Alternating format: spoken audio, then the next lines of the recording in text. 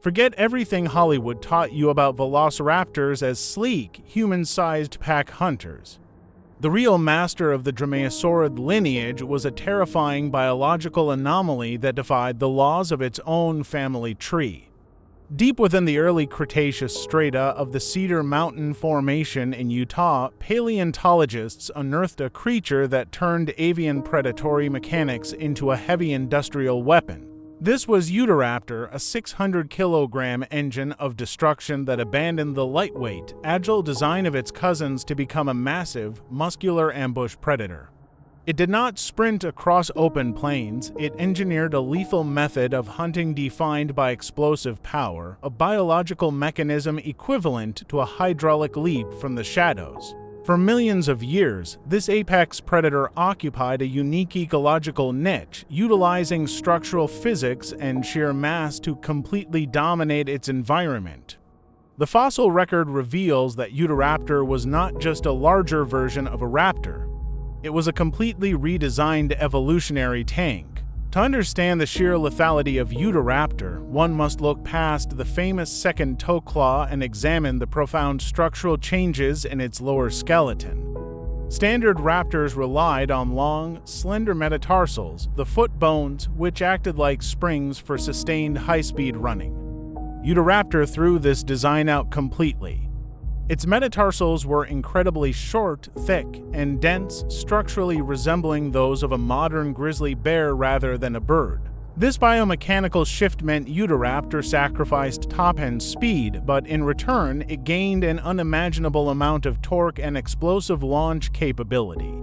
Evolutionary biologists call this a force-optimized design. Instead of chasing down prey over long distances, Utahraptor was built for static power. It would conceal its massive bulk within the dense Cretaceous vegetation, positioning its center of gravity incredibly low to the ground. The massive muscle attachments on its femurs and shins allowed it to compress its hind legs like industrial springs, accumulating immense potential energy. When the target closed the distance, Utahraptor executed a hydraulic leap, a sudden, devastating burst of acceleration that propelled over half a ton of muscle and bone forward with terrifying velocity. The culmination of this explosive launch was not a bite, but a mid-air impact designed to instantly destabilize the victim. The front limbs of Utahraptor were not vestigial remnants. They were highly developed, heavily muscled weapons equipped with curved, blade-like claws. As the predator slammed into its prey, these arms acted as heavy grappling hooks, anchoring the attacker directly onto the thorax or spine of the struggling animal. At the exact same moment, the true horror of Utahraptor anatomy came into play. The famous sickle claw on the second toe of its foot grew up to 24 centimeters in length. But contrary to popular belief, this claw was not a slicing weapon used to disembowel prey with a casual swipe. Finite element analysis of the claw structure proves that it was built to withstand immense vertical crushing forces, not lateral shearing. It was a specialized puncturing spike. Driven by the massive downstroke muscles of the leg, Utahraptor used its claw to pierce deep into the vitals of its prey, pinning the animal to the earth under its immense body weight while the claw acted as a structural anchor, preventing any chance of escape. This hunting methodology required a level of skeletal reinforcement never before seen in a raptor. The tale of Utahraptor provides a fascinating look into this structural engineering. While smaller dromaeosaurs possessed highly rigid tails reinforced by elongated bony rods to act as a dynamic counterweight during high-speed turns, the tail of Utahraptor was surprisingly flexible at its base. This allowed the animal to radically adjust its trajectory mid-leap, correction for any last-second panic maneuvers from its prey. However, the further down the tail you look, the more rigid it becomes, transforming into a heavy structural beam that balanced the massive forward weight of its chest and skull during the ambush phase. Every single bone in this animal was thickened, losing the hollow, bird-like traits of its ancestors to handle the violent counterforces generated by slamming its massive body into equally large herbivores. It was an evolutionary shift from a precision scalpel to a massive, blood-soaked sledgehammer. The ecosystem Utahraptor ruled was a brutal testing ground of evolutionary arms races. The Cedar Mountain Formation was characterized by vast river systems and seasonal semi-arid plains shared with massive, heavily armored iguanodontians like Hippodroco and giant, long-necked sauropods. In an open foot race, these massive herbivores had the endurance to outlast a short-burst predator. Therefore, concealment and the physics of the ambush were the only options for survival. Utahraptor had to become a phantom in the environment, utilizing camouflage and topographic depressions to get within a critical striking radius. If the initial hydraulic leap failed to pin or critically wound the target within the first few seconds, the expenditure of metabolic energy was too high, forcing the predator to abandon the hunt.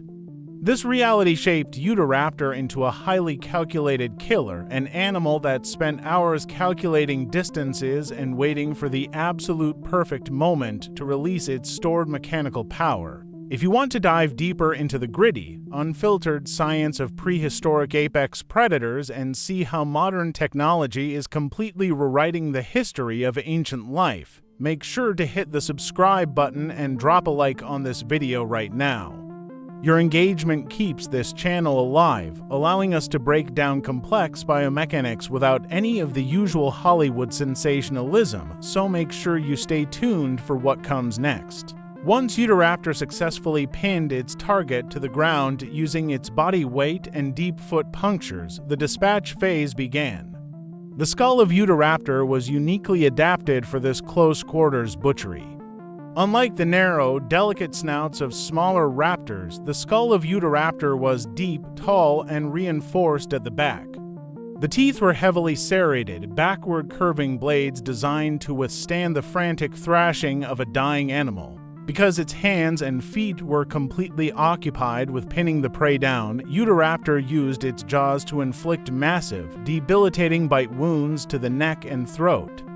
The mechanics of the jaw allowed for a massive gape, meaning it could bite chunk-sized pieces of flesh out of large prey, inducing rapid exsanguination or catastrophic blood loss within minutes.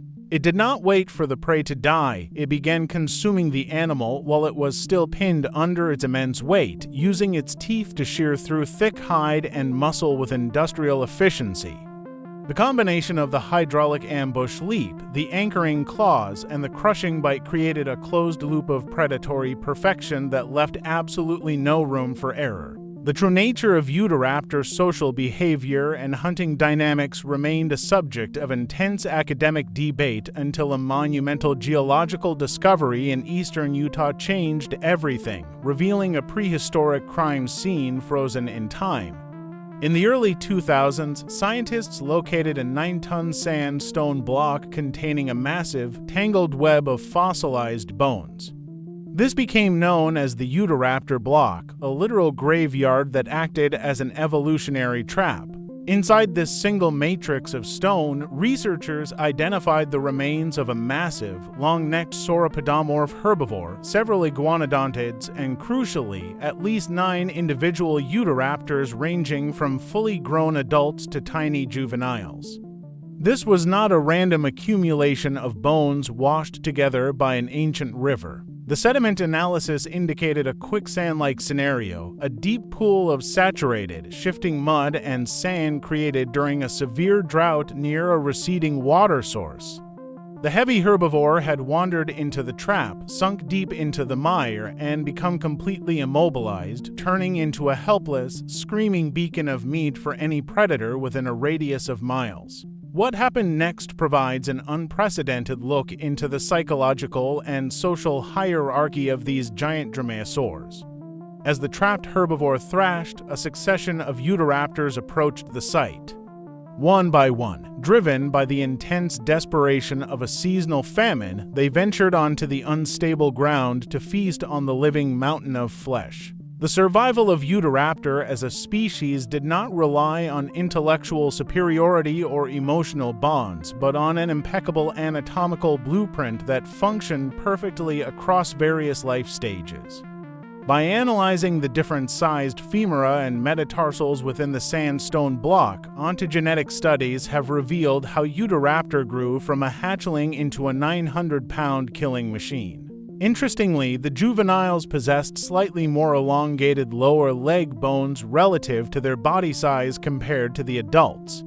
This meant that younger Utahraptors were actually faster and more agile, likely occupying a completely different ecological niche than their massive parents. While the adults relied strictly on the hydraulic ambush of large iguanodontids from the brush, the juveniles were swift enough to hunt small mammals, lizards, and primitive birds in the open.